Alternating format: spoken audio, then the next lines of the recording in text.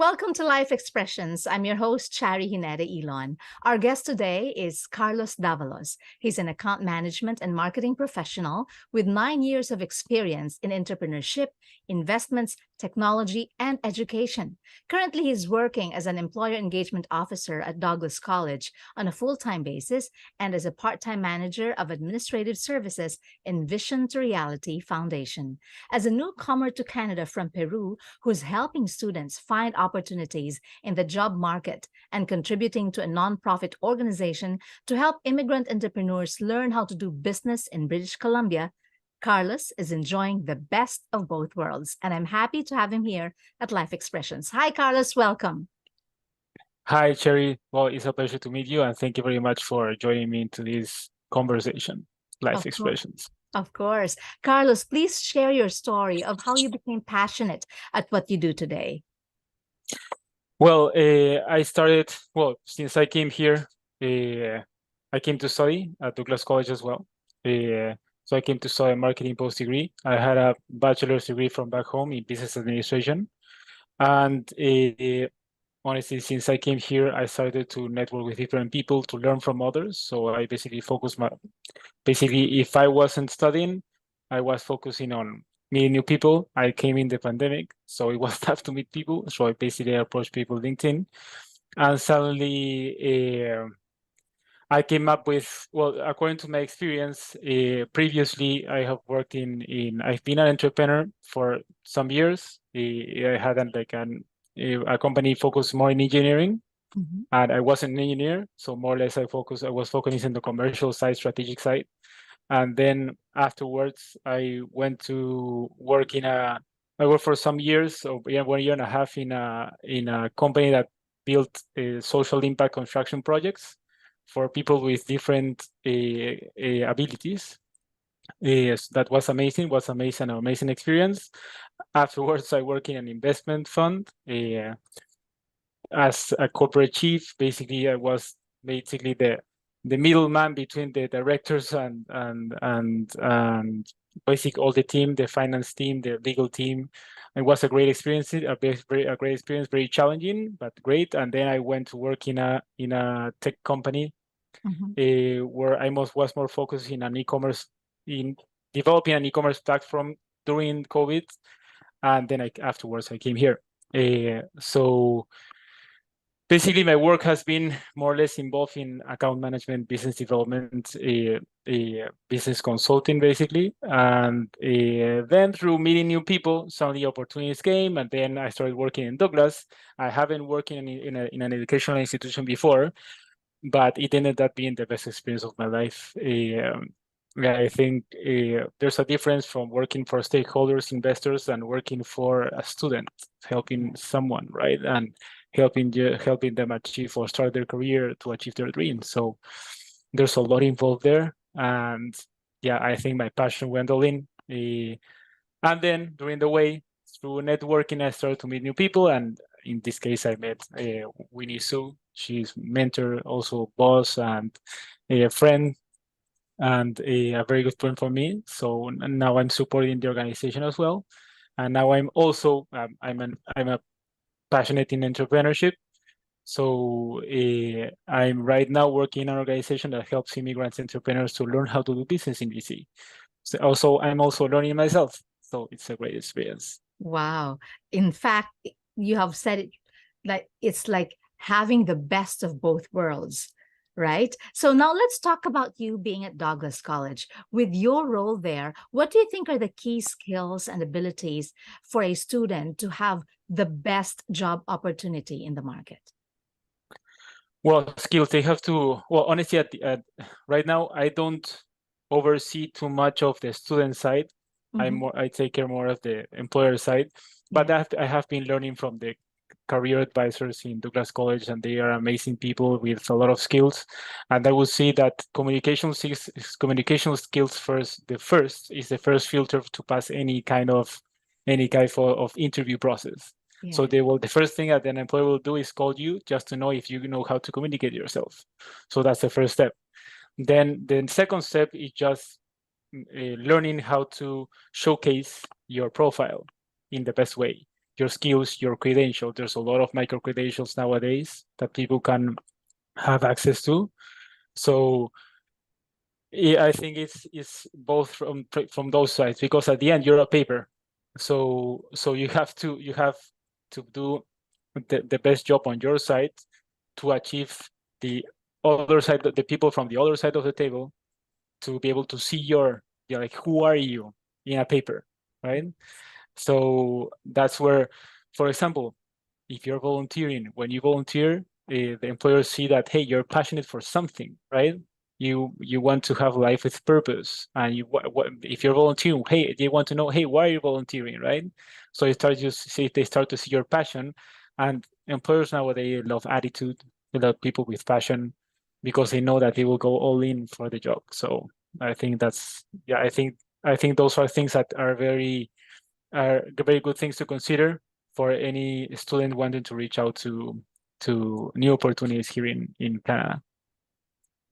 Yes. You've mentioned that being in that role is one of the best experiences that you've had in your life. What are the best stories that you could share with us that you have helped a student and at the same time an employer find the best match?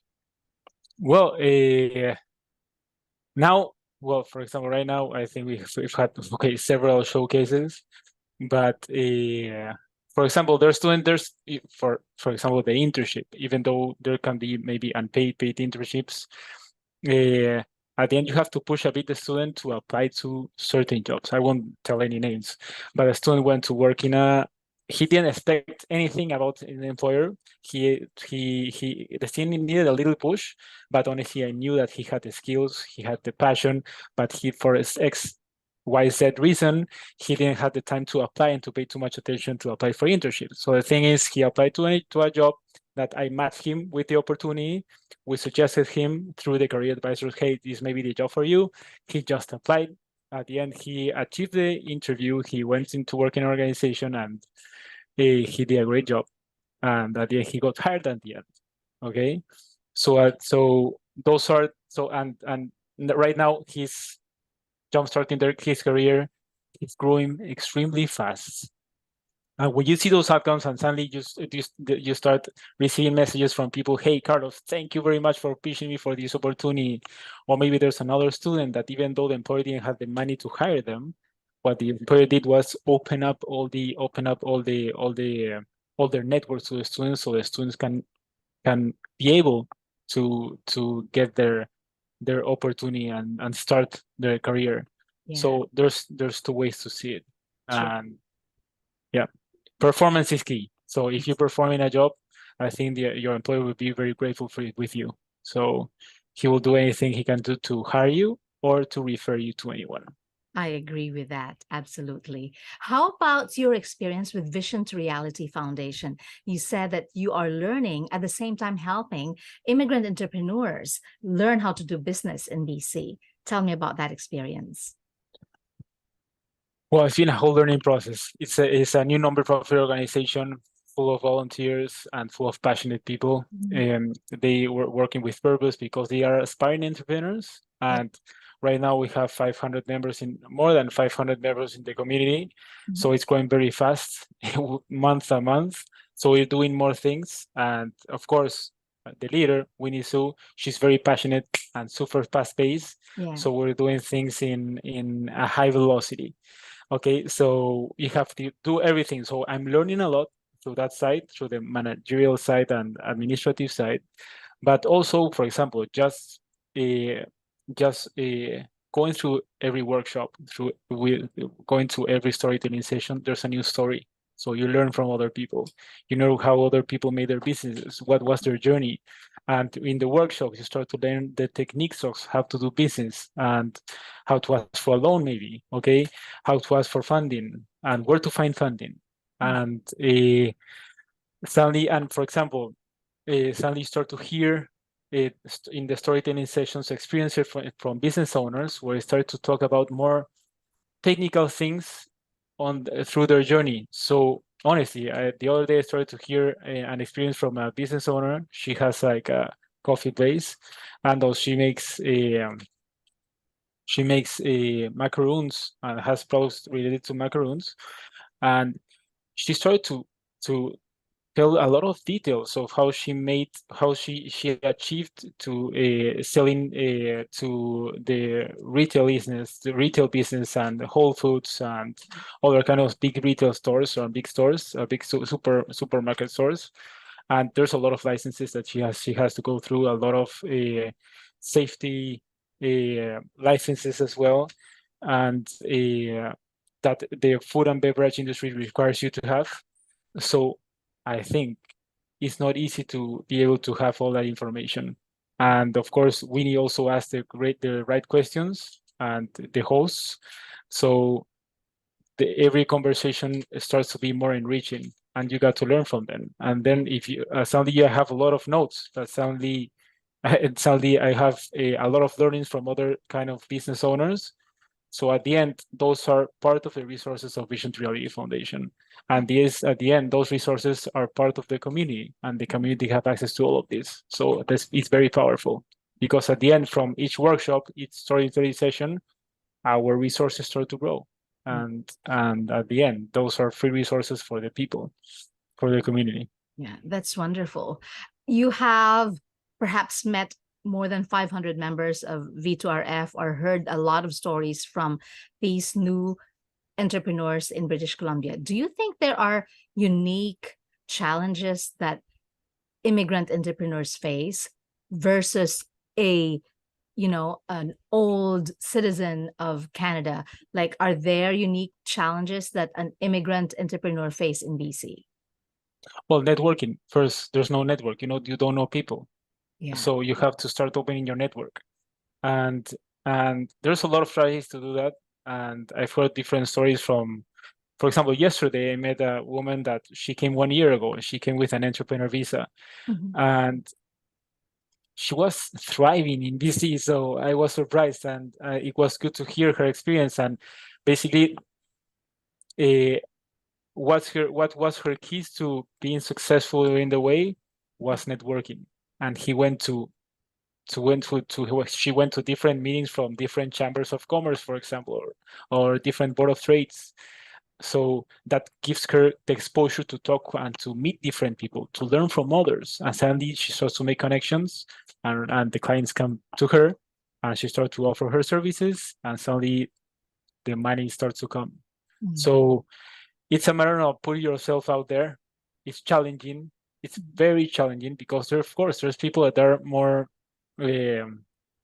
that feel less comfortable in being outside with people, are more introverted. Yeah. So you have to give that extra push, and you have to be out there. You have to talk to people and just go and approach people. And sometimes even without asking anything to other person, just focusing on learning with the other person, just like when you're finding a job. If you just focus on learning from other people instead of just finding the job, through the conversation, if you ask the right questions, then the magic happens, and then the opportunity comes. So yeah, that's what I've been learning from others. I think that's a key point that I've been hearing from different kind of business owners throughout the different sessions and different conversations. Yeah, that's great. So how about you? What is the greatest learning that you have gathered from these experiences and from these networking and from all the workshops that you have attended? Well, it's good to, like you don't have to be the expert in a certain matter. I think you need to be more focused on working on your mindset, because there's a lot of struggles. Because I've seen different stories from business owners, and there's a lot of struggles during the way. And you can feel them when they tell their stories. You can feel that, hey, they went through a lot of struggles, and there was pain during the way. But you have to focus during the way on the outcome, on the process, more on the result at a certain moment. So there's always a learning. So if you focus on the learning and more than on the problem itself, and you focus on the solution, then you can just start doing more goals, but focusing on each goal and each step at a time, more than just focusing on the dream itself. So I think that's what's a main thing.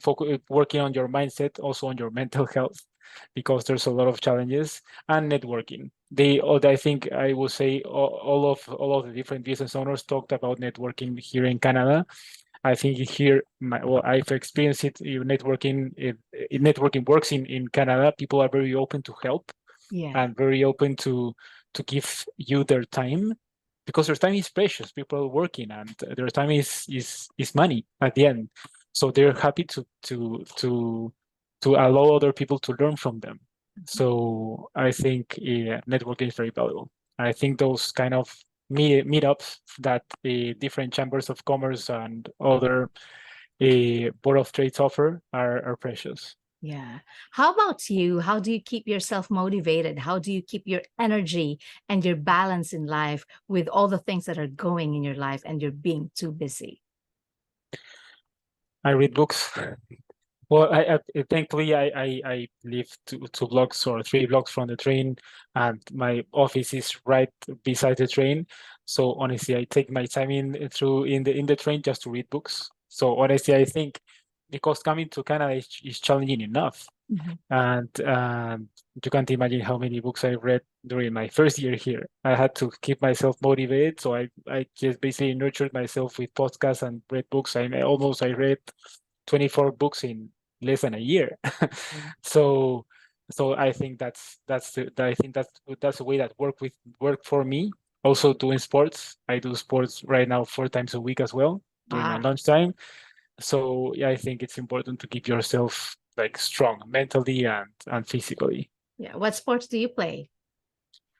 Right now I paddle a lot, but because I have a gym inside the college, so I go to the college during my lunch. I go like half an hour, but a half an hour is super intense, and it works for me. So, yeah, I think that's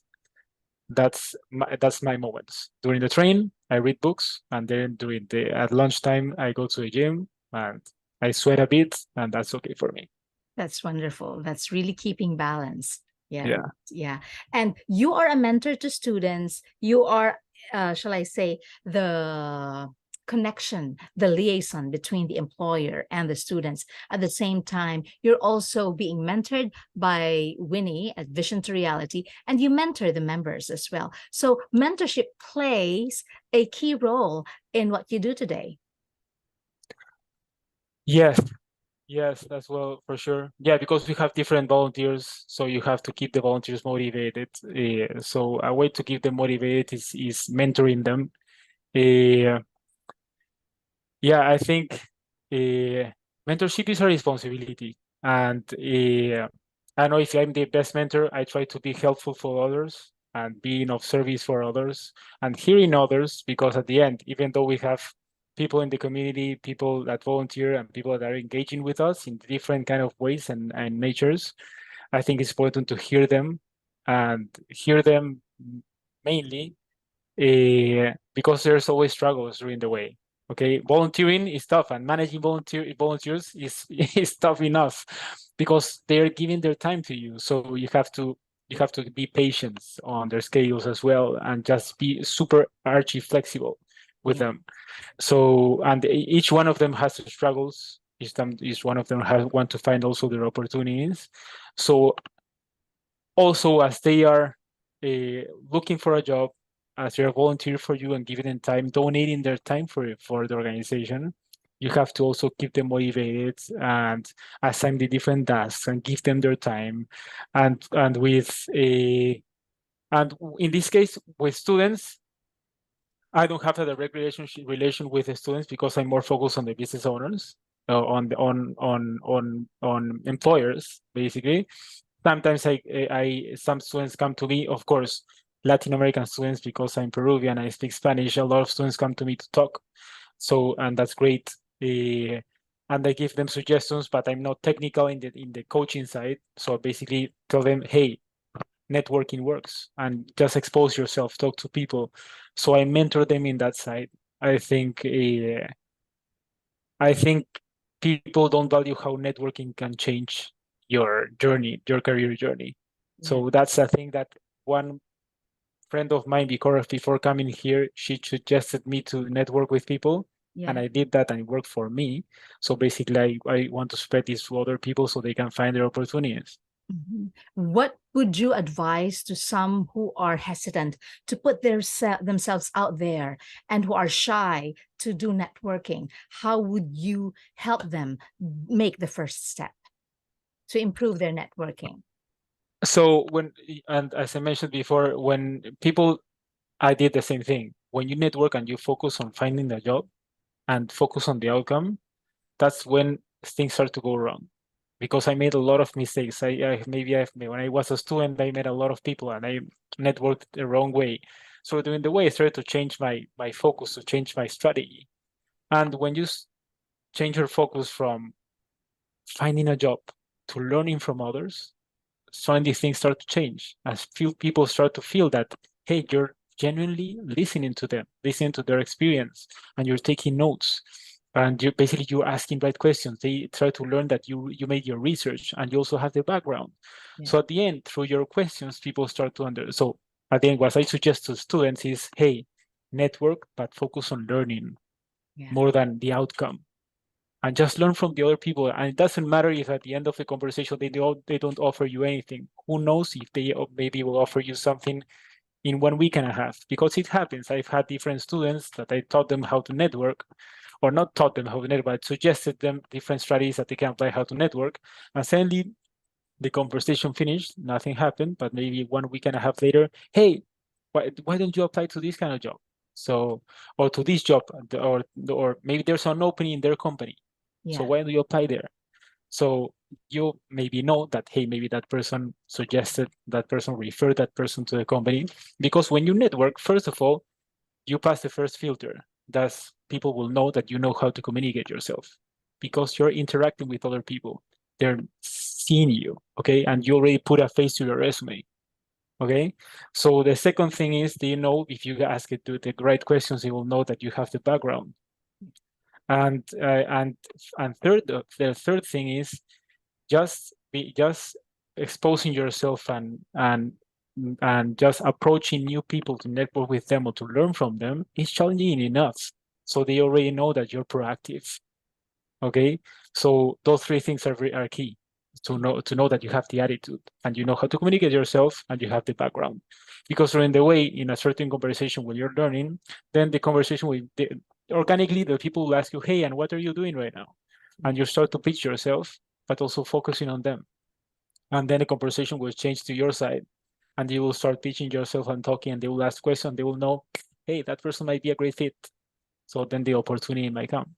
That's So beautiful. Yeah. yeah. And when the opportunity finally comes and when they have a job, what do you advise them? How should they conduct themselves in the company or in the organization that they're in? In the how can they conduct themselves inside the organization? Yes. Well, work ethics. I think work ethics is key. Being accountable, being willing to learn from other people. Yeah, I think that those things are key. But sometimes students might be not too mature, or maybe they don't know. So it's good to refresh themselves and to refresh those students, just so they understand that they have to go there all in, because at the end it's their opportunity, and for international students it's only one time. So you have to go all in because you have future dreams. You want to get the PR maybe, or work permits or whatever. You have family, etc. So there's a lot of responsibilities. So yeah, and also learning from your peers. For example, right now, thankfully, I have two great bosses in Douglas College that they are also my mentors, and they're super women. So I'm grateful for that as well. So building those relationships with your superiors and your colleagues, it's key. Yeah. And that part of that is networking. So learning from others. Yes. Being open to learn, right? Because Yeah. when you empty your cup, you will fill it with something new and you're on your way to success. Carlos, you are a newcomer here in Canada, but you're already doing great. You're doing great networking and you're helping out a lot of newcomers as well. What would be your advice to them to make a meaningful impact in what they do? Advice to students. Yes, advice to students and immigrant entrepreneurs, advice to newcomers on how to make a meaningful impact in what they do, like what you are doing right now. Well, first, I think in when they're coming, I know if for students, if they are learning, if they are in a college, in a university studying, I think they have to take that year to nurture their mind as much as possible, uh, working on their mindset, uh, working their values, having core values in your life is super important. I think that's a thing that I took from Winnie as well. Having values in your life is key, and values with passion and also using your skills. Those three things complement, and you have to use them to be of service. So I think more than showing yourself in the market, it's being of service. So when you're of service to someone else, that's when the opportunities start to come. So something more focused, instead of focusing more on the money, that the money will come, and feeling abundant is great, amazing, but focusing on serving others at the end, serving others well will get you more money. So at the end, everything complements. So yeah, that's the key. That's wonderful. When you help enough people achieve what they want in life, you will get what you want in life. Correct. Yes, Yes. yes, correct. Yes. And Carlos, thank you so much. This has been great talking to you. I have been inspired, and hopefully more people will be mentored by you, and you will continue to do networking and inspire more people.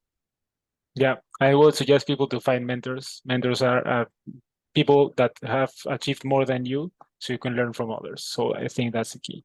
That's wonderful. Thank you so much, Carlos, for your time and for sharing your story with me. Thank you, Sherry. I Yes, appreciate take it. care too. When you light the lives of others, no effort is wasted. Thank you so much for joining us today. I'm your host, Shari Hineta Elon. Till next time, here on Life Expressions.